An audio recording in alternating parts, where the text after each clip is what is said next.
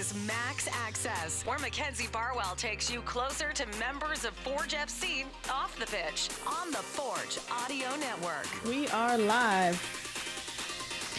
Hi, welcome. Hi, thank you. Thank you so much for coming back, Matteo. Thank you for having me today. Do you remember the last interview we did? Yeah, it was great. Yeah. Oh, well. I think it was good, but I think our potential goes so much, beyond that. I agree. Thank you for returning. I wasn't sure if I wasn't sure if you'd come back. Here we are.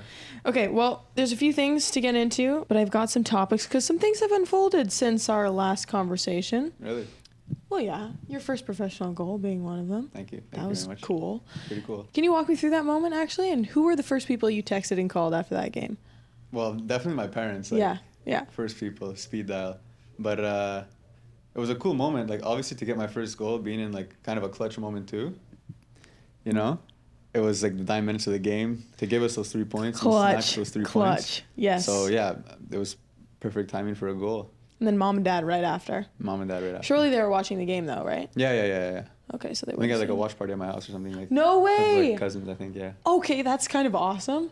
You have the best family. You have. Yeah. They I sometimes feel when I'm talking to them, I'm like, am I part of this family right now? How many people normally come to the games of your family? The Montreal drive is still like a 6-hour drive, so they can't come every home game. Do they do that drive to come? Yeah. Wow. Yeah, so they've been to quite a few games this year, and when they come, it's everyone. It's rarely just my parents and my brothers. It's everyone. My cousins come, my Zios come. Shout out. That's sweet that they do that. Because really whenever cool. They're here, you're going to know it. Yeah. I know it because I can hear them and I see them. They also know me by name, which just makes me so happy. Yeah, from that first game there, I'm pretty sure. Yes, I did talk to them, We brought them actually. to caretakers because I forgot to get them They got lost in the stadium. Got to give them instructions on where to go. Hey, no problem. I hope I can do that for them every time. Have you ever thought about predetermining a goal celebration? Are you talking about the celebration I pulled out there? Oh yeah, I forgot you did that too, actually. Yeah. See, not afraid again. But no, that's something that I've done back in Montreal Academy days, and obviously it's for an Italian player called Luca Toni. That was his go-to celebration. Yes, okay, because I was talking to Mitch Tierney from the CPL, and we were trying to figure out where this came from, and I think he said that. Yeah. Well, that's definitely it. Nailed it spot on, and it's just, I don't know, celebration I like to do, and it just came naturally. I didn't even think about it. It just came right away. Really? Yeah. Oh, it was good. Pretty cool. What do you remember being your earliest soccer memory, and do you remember going to a stadium for the first time as a kid and watching a pro game? I think my earliest soccer memory was when I was 5 or 6. It was mostly growing up. It was mostly my grandfather coaching me, right, and my father. But when I was 5 or 6, my mom tried coaching me. Oh God. And on paper she was a coach. Yeah. And so one of the first practices, you it's kind of a game. You practice 20 minutes and you play a game. Okay. When you're 5 or 6. Yeah. And so my mom comes up. She's so excited to be coaching. She has a clipboard. She has a whistle and everything. And my grandfather walks along because he came to the game too. He was very passionate about the game. Comes up to my mom. He goes, "Give me the whistle." And he goes, "You take care of the popsicles." And that was the end of it. No! That was the end of my mom's coaching days. No! Yeah. Do you remember seeing that interaction? Yeah. I mean, my mom looked pretty sad, but it was for the better. Probably, right? Yeah. And I feel like she would be good for morale on the bench, too. Yeah, and she was good at popsicles, too. She was good at organizing that. Yeah. Oh, so that was the halftime snack? Full time, come on. Full time? Yeah. What? When I was 5 or 6, I was eating popsicles at half. Freezies, watermelon. We were locked in back then. Well, one of us was successful in their soccer career. Okay, take that as you will. Thank you. Interesting. Okay. Do you remember any moments that were embarrassing as a kid when it came to soccer? I mean, one of my first trainings here, I fell on the ball. So I'm new to the group. I'm trying to show them, okay, I can play. I go to dribble, and try to do a step over, boom, fall on the ball. That's probably the most recent one, but yeah, countless times like that too. What a first impression. It was great. I wanted to bring up something that was in this room actually a couple weeks ago, and you did that social media challenge. Okay. Remember the spaghetti noodles? Yeah. Okay, so that video hasn't come out yet, but basically a bunch of the guys were given these cooked spaghetti noodles, right? It was disgusting. It was They're slimy, disgusting. As an Italian, how did it feel to have that challenge? Well, I mean, like, not much I could say. I'm not eating it, so Yeah, but wasn't too Jules, cheesed about Jules that. offered you the bag of cooked noodles. I mean, what am I supposed to do with cooked Spaghetti cooked noodles? spaghetti? Yeah, not much. Yeah. But anyways, you had to make a soccer pitch out We of did these. pretty damn well. Yeah, out of these noodles, and I was just gonna say you did quite well. Yeah, we did very well actually. Who was It on your team for that? Me, Jess, Garv. Yeah. Was there someone else? No, maybe it was just the I three think of it you. was Actually. the three of us. Yeah, yeah. Did very well. French team. Yes, yes. Frenchies. I was going to ask if you were to draft other teammates for a challenge like that, would it be them two, or does anyone else come to mind? Well, definitely Malik is in there for vibes. You need Malik there. And This is true. Yeah. But no, we were a pretty solid team. You know, we had that chemistry going. But yeah, I mean, honestly, anyone on the team. Okay, fair enough. But Malik is definitely Malik in would there. have been good for just morale, like Yeah. keep the spirit up. Yeah, it wouldn't have gone as well and as organized with the other two, but would have been like more vibey.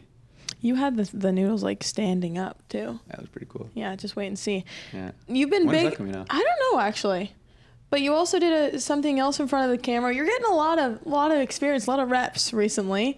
You did a shoot for Malik's clothing brand. Yes, Arcane. Check that out. Yeah. What do you know about his brand, and what did you have to do for that shoot? I don't want to say too much. I'm not the not the creator behind it. Malik could talk about that, but it's a very cool brand. Very nice clothes. Clothing, yeah. Yeah, and yeah, I'm happy to help him out when I can. Check out Arcane. Okay, we'll leave it at that. How about?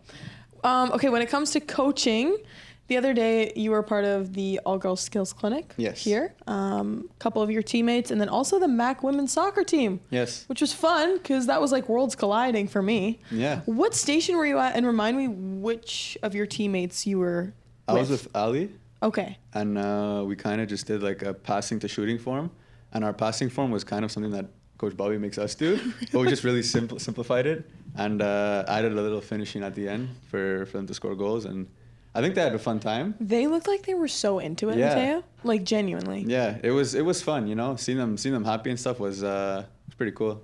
And Because I have little cousins too, so it just reminded me of that. yeah, that's what I was gonna ask. And like having the women's team there too, how do you think that helped? Because last year that wasn't the case. It was actually just the guys. Yeah, well, I mean, it did help us out. There was a lot of kids, so having them there, coaching them too, and I know like girls are not always coached by other girls, so I know that it was good for them to hear from other athletes that they could aspire to be like them. Yeah. So I know for the kids it was pretty cool. They took pictures at the end and they were asking Yeah, I saw all the that. Mac girls for autographs and not us. And you guys were just standing we there were like, yeah. hello. Yeah, but no, it was a cool moment. I remember coming to your station and being like, wow, these girls are into it. They were really good too. They were really good. Clean passing, good communication, good shooting. It was impressive actually. The passion was there as well. There was somebody in net, no, when you were doing shooting? Yeah. Or There maybe was it was two one of the girls Mac in there. girls actually. Yeah, there was two girls in there. Yeah, I remember them all like shooting at her at the same time. And I was like, dang, these are not like easy No, shots they to were nice save. shots, too. Like I would have been like That's why I scared. put them in. I said, not yeah, myself, like you you know? guys go, you Yeah. guys go. Okay, so you were with Ali, but obviously your teammates were like at other stations. Borges did a good job at introing, and he kind of took the lead in that. But who do you think would be best with kids in your team, or when it comes to coaching? Who are we highlighting? I gotta say Garvin, because I've done clinics with him with other kids too, and I gotta say he's really Yes. good. Yes. He's really good at coaching. He's patient, and yeah, I gotta give it to him. He's really good. Have you done a Fit for Forge Yeah. I've done a couple. with Garv? Yes, I've done I think one or two with Garv. I've done one with Borges and Yes. with Malik as well. But Garvin was very, very good. He's really good. Okay. A lot of the times I think pro athletes do that kind of professional career to coaching pipeline, but let's just, put out a hypothetical for a moment. If you were to play a different sport pro or envision yourself doing something after your playing career. Definitely hockey. I played hockey growing up. Up until I was yes. like 14, I played hockey. So definitely hockey. Obviously, I wasn't as good, but I think I'm a better hockey player than basketball or baseball. So I was in grade 8 at the time, and I was at my first high school, but then I switched to kind of go into a sports program high school for the Montreal Academy, and so I kind of let hockey go. Oh, Yeah. okay. And if you were to envision yourself doing something post soccer, have you thought that far ahead? Not really, no. But I don't think coaching is on the cards. No? No, like I love the sport. Don't get me wrong, but I think once I'm done, like it's kind of gonna be like Explore something else? Yeah, step away from that, try to explore something else. I know coaching, like you got to give it to coaches. They go through a lot of stress, and a lot of stuff. But I think when I'm older, I'm kind of gonna want to stay in one place and not kind of move around every weekend. But I mean, never say never. But it's not what I'm looking to do. Yes, it's a lot. You're right. It is a lot. And we were talking about it just before this started, but the education system in Quebec is a bit different in the sense that after high school, you don't go right into university. Mm-hmm. So for those who don't know, can you quickly explain that 3-year period where you have to undergo that different education? It's 2 or 3 years depending on how fast your class is done. But it's this thing called CJEP, and you could go into a more specific program, or you could go into like I'm in social, which I kind of touch a bit of everything. But that's for you, Mampa. But yeah, it's just 2 years to prepare you for university, so you go in there more mature and more ready. I'm not gonna lie, I could have used that. I could have used an extra 2, maybe. Yeah. So, and then you have the option to get more specific, and then you choose. You know how you guys here have like middle school and all that crap? We have like, elementary school, high school, CJEP, university. Yes. Okay, gotcha. Mm-hmm. We don't do middle school. Like, that's so confusing. What is middle school? See, to me, it's like, what is this thing? But what is middle school like? I think middle school is elementary, middle, high school. When does elementary finish? Depending on, like, mine went to grade 8, but some kids go to grade 6. 8? Yeah. So we have kindergarten, right? Yeah. And then grade 1 to 6. And then 7 to 11, you're in high school.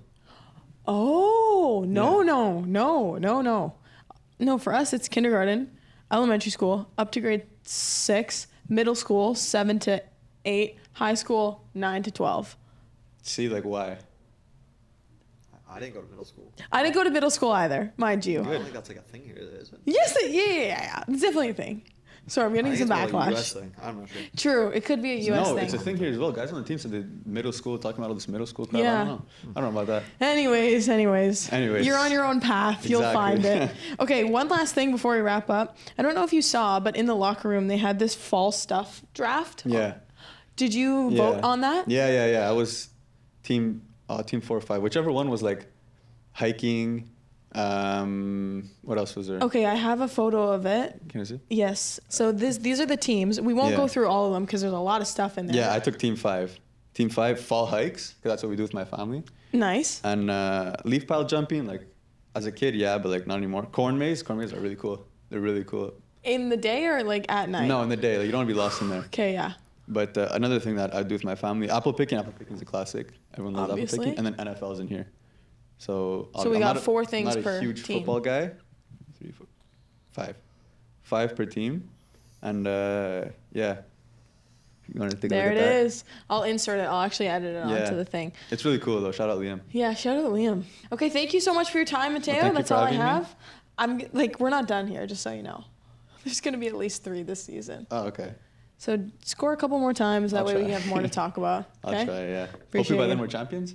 Yeah. We'll do like a post-CPL final. Beautiful. Knock on wood. All right. Okay. Thank you. Thanks for listening to Max Access on the Forge Audio Network. If you like what you heard, please like, follow, subscribe, comment, and share.